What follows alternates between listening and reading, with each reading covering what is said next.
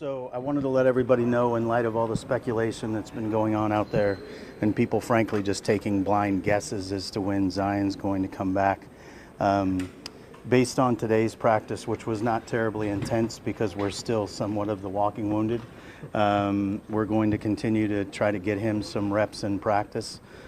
We hope to have a slightly more intense practice on either the 17th or 19th. If all goes well from that, and assuming he is cleared by then, which he is not quite yet, our anticipation is he'll play his first game on the 22nd at home against San Antonio. This process has been one that's been really, really good. We've learned a lot more than we've probably taught him, frankly. But he's getting to the point where we actually think he's as ready as he believes he is. So everything's moving in the right direction. If there's any questions, I'll answer them. But how frustrating has the speculation been? Because it does sometimes, it kind of points the picture back to the perception of the Pelicans as they used to be. Yeah, it's frustrating only from the standpoint of trust, with the player and with our family here internally. Those decisions weren't even reached until this morning when our medical team got together with myself, with Zion, and we sort of arrived at a place where we can tell where we are. So anybody that was guessing before wasn't getting it from anybody who actually knew. So that's really frustrating because the only people that really knew anything in the process were our medical team and the player. And so for us to have anybody say anything different, it certainly didn't come from our side because they weren't even in on conversations. So that was frustrated.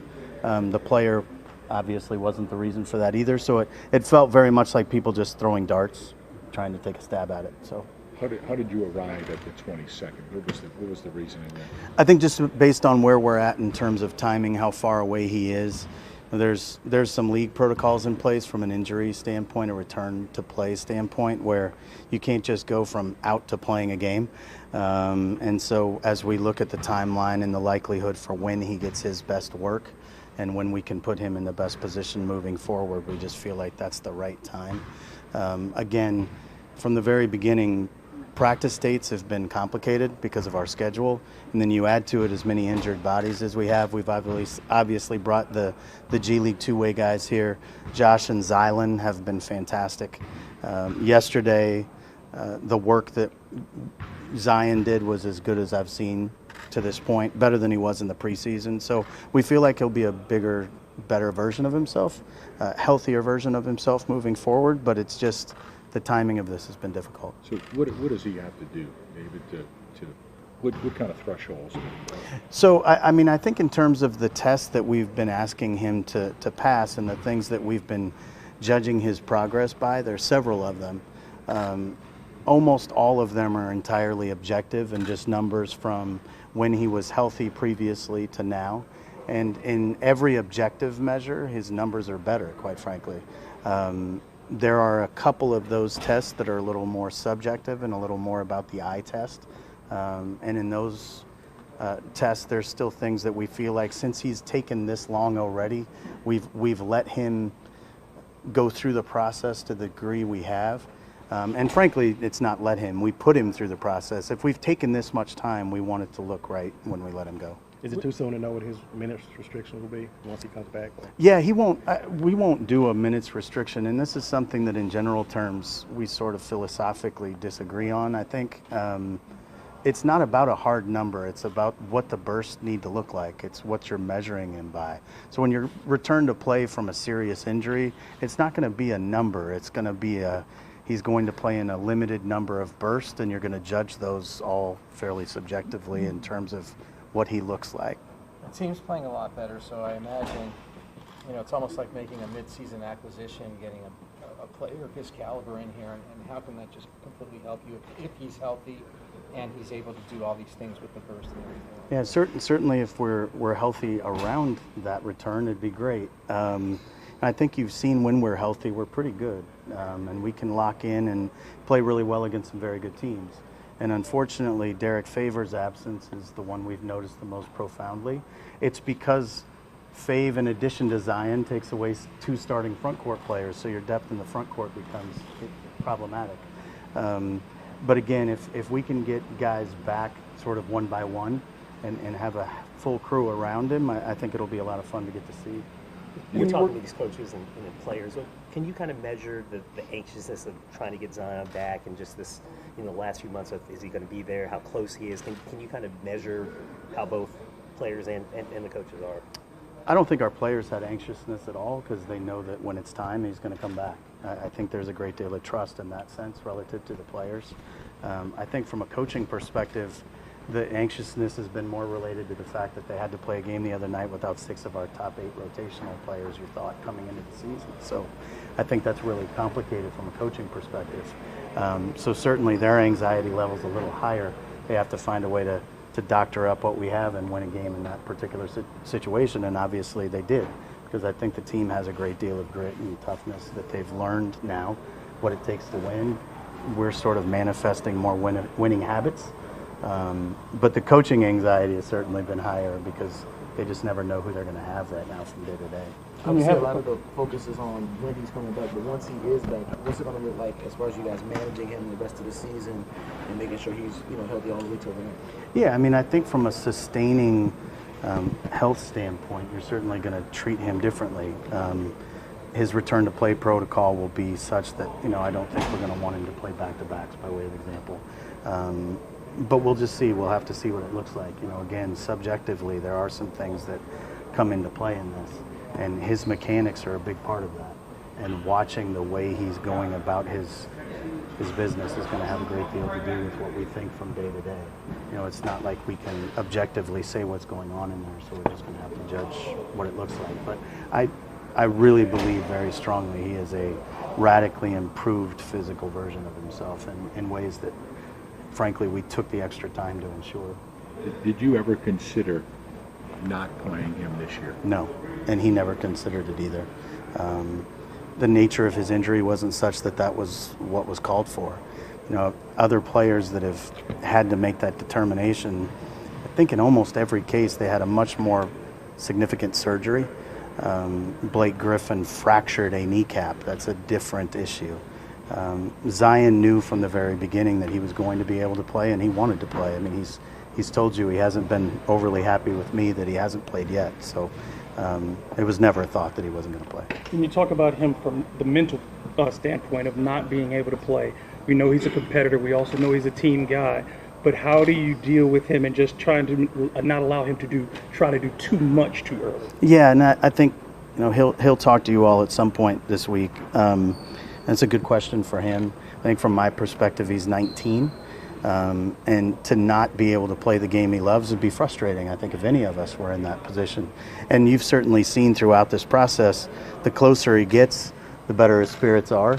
It's a tough time for an athlete when you're non-weight bearing, by way of example. Those are some really difficult times. And then as you start to ramp up and you get smart, you get close enough to taste it, then you start to feel it a little different. So I think he's certainly in a really good space right now and excited about it. But you'd have to ask him where he's been. And while we're talking about it, the team's won 9 of 13. How impressed have you been with their cohesion, their development of the younger players, and even with the way that Alvin has dealt with the injuries? Well, I think one of the blessings for us in disguise in all of this, and we said it during the surgery, was that we were going to get to see some things that we wouldn't see otherwise. And frankly, that Zion would deal with recognizing he's not invincible. And that's not a bad thing early in the process either. So I think there's been a lot of positives that come out of this, but certainly the development of some of the younger players on our roster and some of the guys that weren't going to get an opportunity perhaps if we were fully healthy. And that extends beyond Zion's absence. I mean, our coaches have had to do a lot with a makeshift lineup often. And I think they've done a good job in terms of bringing good habits to bear even when we didn't have bodies. So I think it's been good for us to grow a little bit. Do you think it helps to have it for you as far as just dealing with all of this Zion, the hype that surrounds him, and having to manage a whole team, but you're also fighting this kind of feels like every day this whole season? Yeah, it's not frustrating from that perspective. The Zion phenomenon, as it were, is really interesting because I think we saw some of this even in Detroit when we practiced the other day. Everywhere he goes, there's a level of attention paid that's just unique, and we were prepared for that. I think our players were prepared for that, so I don't think that's really had any bearing on much of anything. I think where the frustration lies is just around sort of the irresponsibility sometimes of reports that are made. To ever go live with anything that says something is happening without actually talking to me or someone on our medical team is just, it's surreal to me, and I don't understand why we're in this position now. Actually, you know what? I lied. I do understand, because clickbait's important, but this whole thing has been a series of that, and that's been frustrating. Considering where the team is after 41 games and all the injuries and things that have happened, how do you evaluate them at the midpoint? The team as a whole? Yes. I don't know that we know enough to know that. You know, it'd be disingenuous to say I have a good feel for what we are. Frankly, a lot of the pieces we have are going to look better in the presence of Zion. We built the team knowing what it was going to look like in that way. And in the absence of Derek Favors for basically what amounted to a month of games, I think you could see we were just searching. So what we're all optimistic about is that as we come down the stretch, we're going to be healthier, playing against a schedule that's not quite as difficult. You know, for our coaches to have to field a team with the most injuries, most games lost due to injury, and the toughest schedule against at one point. I know that was the case when we were in Philadelphia. That's tough. And I think we just need to find out what we're capable of being. I think the thing that's the most exciting about our group is you can tell we've got a lot of really good young talent. We've got veterans that love being with that young talent, and I think we have a group that really likes each other. During the times that we weren't playing well, we didn't really fracture in a way that I think we could have, and so I think that makes us optimistic that when we're healthy, we can be pretty good. It's interesting that you brought up Blake Griffin when you compared Zion to this. What I remember about Blake is that he needed to get leaner, but they were worried that he was going to lose some of his power that he had shown that made him the #1 draft pick. Is that how does Zion keep that power that he learned? Yeah, so I don't think in the Blake case it was necessarily a leaner situation that helps him share anything with Zion. It's the amount of torque they generate. They're so big and strong, and they're so explosive. They just generate more torque than other people. It's physics. So I think in terms of the similarities there are some in terms of what you look at. I think from our standpoint, the thing that made it stand out, and the reason I mentioned Blake's name is simply that. It's really not anything about the lean part.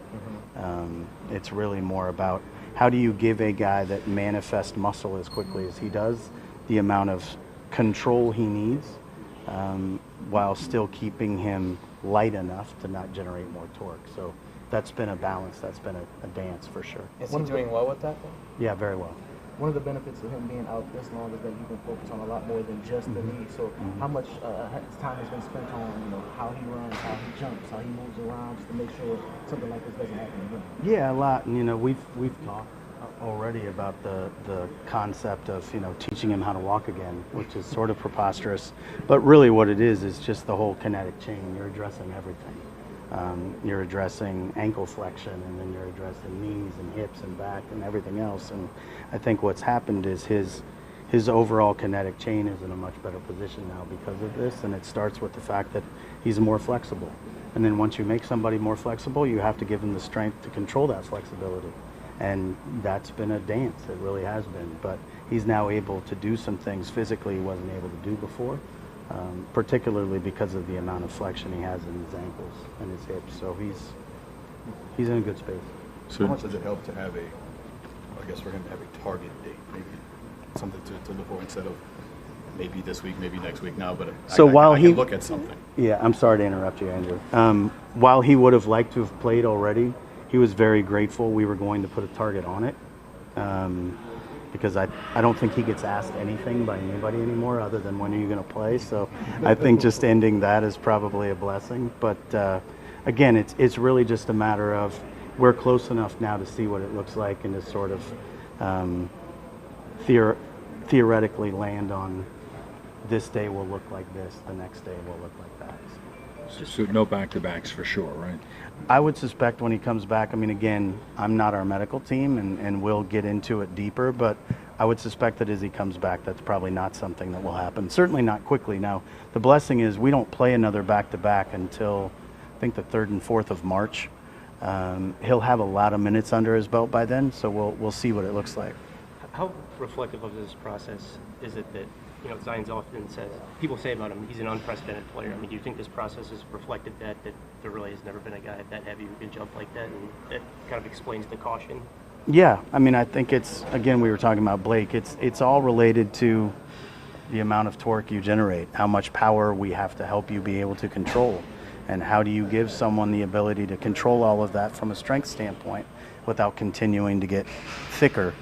And so, yeah, it's been a delicate process for our medical team, and I think they've done a really, really good job. And I think Zion's done a remarkable job in his work rate and the things he's done as well. So he's not torn any Nikes at the seams anymore. No, but I will say Jordan has done a remarkable job of reworking and re-engineer what they do around him for sure. Aside from the speculation, can you understand why fans are a little confused when the original timetable was 6 to 8 weeks and there was no setback, and now we're talking 13 plus? Sure. Yeah, I get that. And I'm appreciative of that.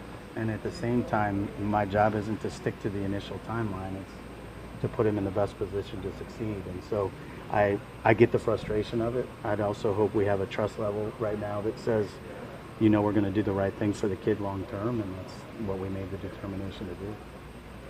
With the trade deadline approaching, how do you sort of see this team? I mean, I know you've said before you don't want to be a buyer or you don't want to be a seller. You want to stay competitive. Has anything changed as far as just playing better in the last few weeks, and how do you kind of approach that coming up? Nothing's changed relative to playing better in the last couple of weeks. What we really want to see is what it looks like, and that part has been somewhat complicated. Again, as I said, you never even know who we're going to have from day to day somewhat. So it's been hard to really get a grasp on who we are, but more importantly, if we were going to be a buyer, what would we get that's better than what we already have? That's not an easy answer when you can't see the whole thing together. So we're hopeful that we have some time pre-deadline to see that. Thanks, guys. Appreciate it.